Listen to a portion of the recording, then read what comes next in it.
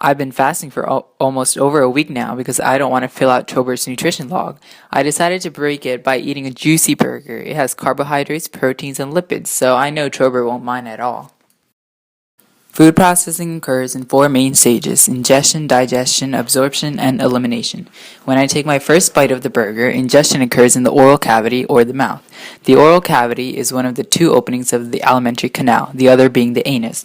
Throughout the whole gastrointestinal tract, the canal consists of similar mucus and muscle layers. With each bite taken, the teeth mechanically break down the food into smaller particles along with the tongue. Salivary glands in the oral cavity secrete saliva through the ducts and enter the cavity itself. Salivary amylase, which is an enzyme made by most of these glands, break down the carbohydrates into monosaccharides. The tongue shapes the food into bolus, and then swallowing occurs. The bolus is made when food is mixed with saliva and is swallowed when it is voluntarily forced into the pharynx with the tongue.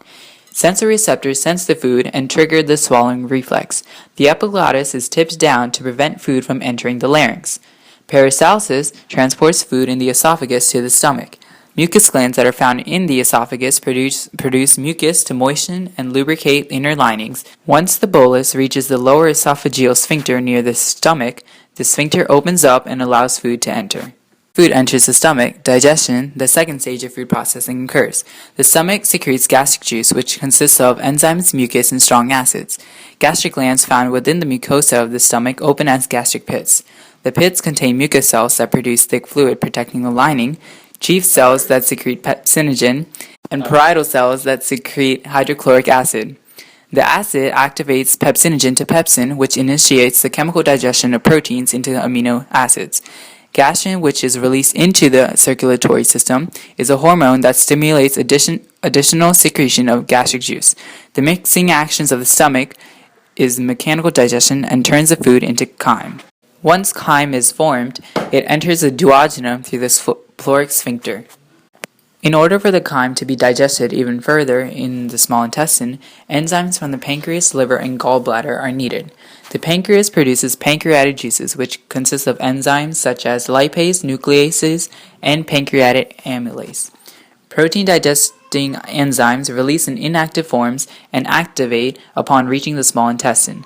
The juice is released by stimulation of the hormone secretin and enters the small intestine. The liver produces bile, which is a yellowish-green liquid that hepatic cells found inside the liver secrete. Bile includes water, bile salts, bile pigments, cholesterol, and electrolytes. The bile salts emulsify the fats or lipids into smaller droplets and aid in the absorption of fatty acids, cholesterol, and fat-soluble vitamins such as vitamins A, D, E, and K. The gallbladder stores the bile produced by the liver. Bile from the liver enters the gallbladder through the common hepatic duct. Bile is stored in the gallbladder until it is needed. The sphincter muscle is bile. It enters the gallbladder through the common hepatic duct where it is stored. It is stored in the gallbladder until it is needed in the small intestine. Sphincter muscles near the small intestine and cholecystokinin, which is a hormone, both stimulate the release of bile into the small intestine, leading to more digestion. Bile and pancreatic juices enter the small intestine and break down nutrients even further. Pancreatic juices break down lipids, nucleic acids, and carbohydrates into fatty acids plus glycerol, nucleotides, and monosaccharides, respectively. Enzymes from the intestinal wall are secreted as well, but enter the lumen. These enzymes are sucrase, maltase, lactase, peptidase, and intestinal lipase. With these enzymes, the small intestine completes the digestion of carbs and proteins from the oral cavity and stomach. Bile salts from bile emulsify fats or lipids into tiny fat globules, which allow absorption to occur efficiently. Once the food is fully digested, absorption in the small intestine takes place. The inner wall of the small intestine is lined with finger-like intestinal villi, which increase the surface area for absorption. The microvilli are the functional units of absorption in the digestive system and play an important role, similar to the alveoli in the respiratory system. Nutrients are absorbed by the small intestine through different methods. Monosaccharides are absorbed by the villi through active transport or facilitated diffusion and enter the blood capillaries. Amino acids are absorbed into the villi by active transport and are carried away in the blood. Fatty acids, however, are absorbed and transported differently than the other nutrients. They diffuse into the cell membranes of the villi. The endoplasmic reticulum of the cells then take the lipids and reconstruct them into clusters that become encased in proteins called chylomicrons. These clusters then are carried away in lymphatic vessels until they eventually join the bloodstream. Intestinal villi also absorb water by osmosis and electrolytes by active transport. Leftover material from the small intestine then enters the large intestine, which consists of the cecum, the ascending colon, the transverse colon, the descending colon, and the sigmoid colon. The main function of the large intestine is water absorption. In addition, the large intestine produces feces, which is then excreted in the fourth stage of food processing. The large colony of E. coli found in the large intestine secretes vitamin K and aids in maintaining a sustainable environment. The feces then leaves the large intestine and enters the rectum. It then goes through the anal canal and into the anus when it is finally excreted through the fourth stage of food processing called excretion. Once the food is digested and nutrients are absorbed, the circulatory system is required for body parts to receive these nutrients. Nutrients are absorbed by the small intestine villi and then enter the bloodstream. Capillaries in the small and large intestines converge into veins that lead into the hepatic portal vein that leads to the liver. Vessels transport these nutrients directly to the liver. One main function of the liver is to remove excess glucose and convert it to glycogen. The liver also converts many nutrients it receives into new substances. The liver cells synthesize proteins that are essential for the body. The liver also has a chance to modify and detoxify substances absorbed by the digestive tract. Blood carries these nutrients to the heart for distribution to the rest of the body. After blood is distributed, they travel in arteries and diffuse into the interstitial fluid through capillaries. The nutrients then diffuse into the cells similar to how oxygen enters the cell, through either diffusion, facilitated diffusion, or active transport. After being taken in by cells and metabolism occurs, nutrients and other substances get converted into nitrogenous waste. Humans and other mammals excrete urea. The main functions of the urinary system is to maintain body fluid compositions and excrete these nitrogenous wastes. The four main processes of the urinary system are filtration, reabsorption, secretion, and excretion. In humans, the two main processing centers of the excretory system are the two kidneys. The kidney is a compact organ filled with 80 kilometers of tubules and an intricate network of capillaries. The two main regions of the kidneys are the renal cortex, which is the outer layer, and the renal medulla, which is the inner region. Each kidney contains millions of nephrons, which consists of a tubule and its associated blood vessels.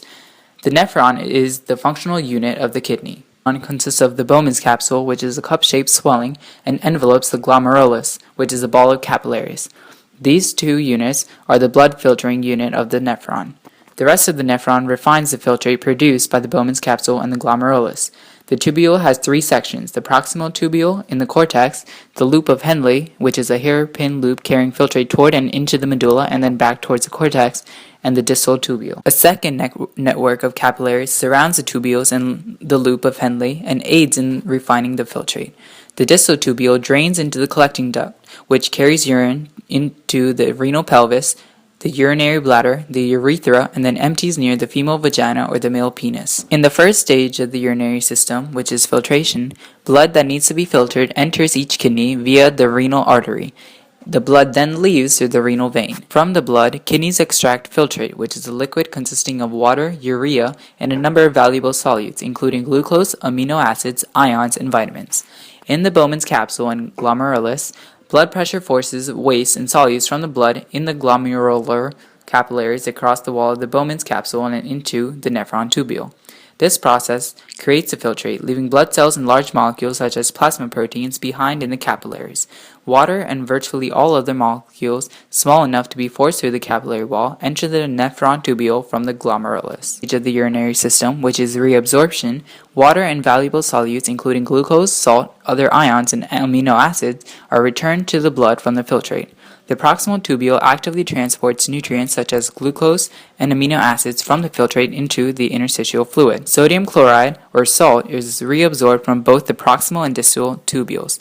The loop of Henle and collecting duct have one major function, which is water reabsorption.